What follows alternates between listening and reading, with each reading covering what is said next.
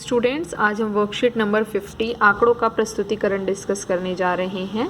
इसमें आपको आंकड़ों को कैसे प्रस्तुत किया जाएगा वह बताया जाएगा। ये कहता है कभी कभी हमें आंकड़े इतनी अच्छी ज़्यादा संख्या में मिल जाते हैं कि उन्हें अविकृत रूप में सारणी में प्रस्तुत करने में परेशानी होती है, यानी कि अनग्राउंडेड होते हैं बेटा। ठीक है, मतलब कि कभी कभी आंकड़े जो हैं कुछ इस प्रकार से होते हैं कि आप उनको समझ ही नहीं पाते कि हम इनको शो कैसे करें, किसी को रिप्रेजेंट कैसे करें। ठीक है, ऐसी स्थिति में हम वर्गीकृत बारंबारता सारणी का प्रयोग करते हैं। अब आंकड़ों को दर्शाना होगा तो उसके लिए हम ग्रुप्ड फ्रीक्वेंसी डिस्ट्रीब्यूशन यानी कि वर्गीकृत बारंबारता सारणी की हेल्प से हम आंकड़ों को दर्शाते हैं। अब इसमें होता क्या है, इस विधि में हम आंकड़ों को एक जैसे अंतराल के छोटे छोटे समूहों में बांट लेते हैं। ठीक है, इन समूहों को वर्ग यानी कि क्लास या वर्ग अंतराल यानी कि क्लास इंटरवल कहा जाता है। वर्ग अंतराल को हम कुछ इस तरीके से लिख सकते हैं, आप देख रहे हैं ना, 0 to 9, 10 to 19, फिर 20 to 29। इस तरीके से आपको क्या करना होता है, आंकड़ों को ग्रुप में बना लेना होता है। ठीक है, फिर जैसे 0 to 9 में कौन कौन से नंबर्स आएंगे, आप कहेंगे 0, 1, 2, 3, 4, 5, 6, 7, 8, 9। ठीक है, फिर 10 to 19 में 10, 11, 12, 13, 14 एंड सो 19 तक। तो जो जो नंबर इन ग्रुप्स में आएंगे, जितने नंबर इस ग्रुप में आएंगे आप उसके सामने उतने ही नंबर लिखेंगे, जितने नंबर इस ग्रुप में आएंगे उतने से नंबर उसी सामने लिखेंगे। ठीक है, इसी प्रकार आपको अब ये कहता है कि वर्ग अंतराल यानी कि अंतिव्यापी यानी कि नॉन ओवरलैपिंग वर्ग भी होता है। ठीक है, इसका मतलब यह है कि यहाँ 0 से 9 में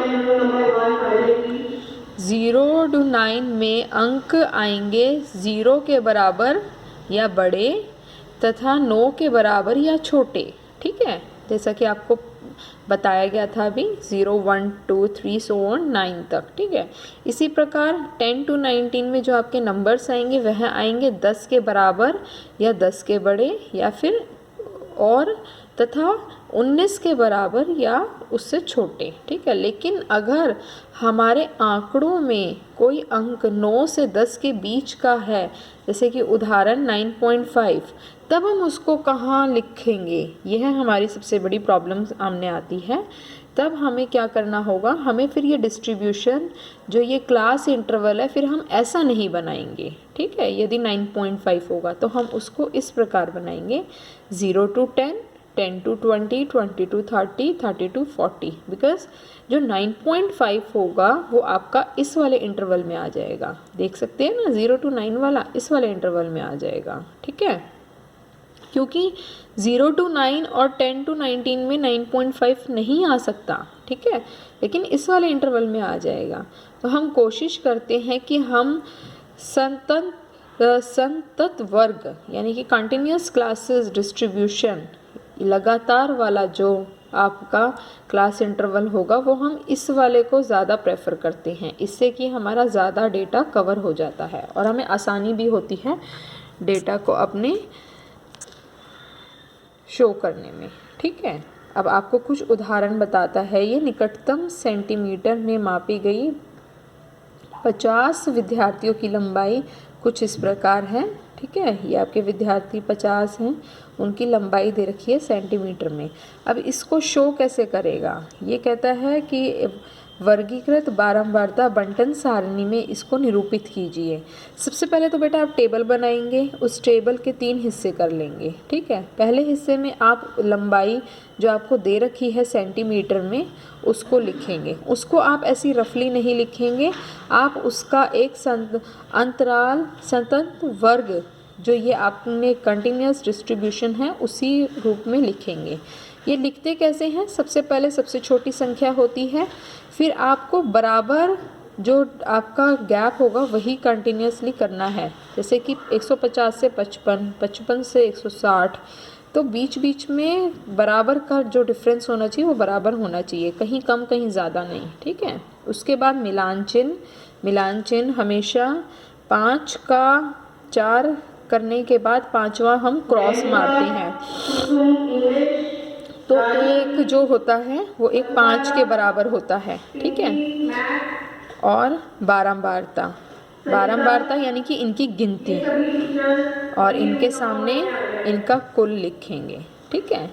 ये करना बहुत आवश्यक है, मिलान चिन्ह, क्योंकि इससे हमें पता लग जाता है, ये एक रफली आइडिया हमें देता है कि इससे हमारी क्लास में या इस कैटेगरी में, इस क्लास इंटरवल में इतना जो काउंटडाउन है इतना आ रहा है, इसलिए यह बहुत आवश्यक है, ठीक है।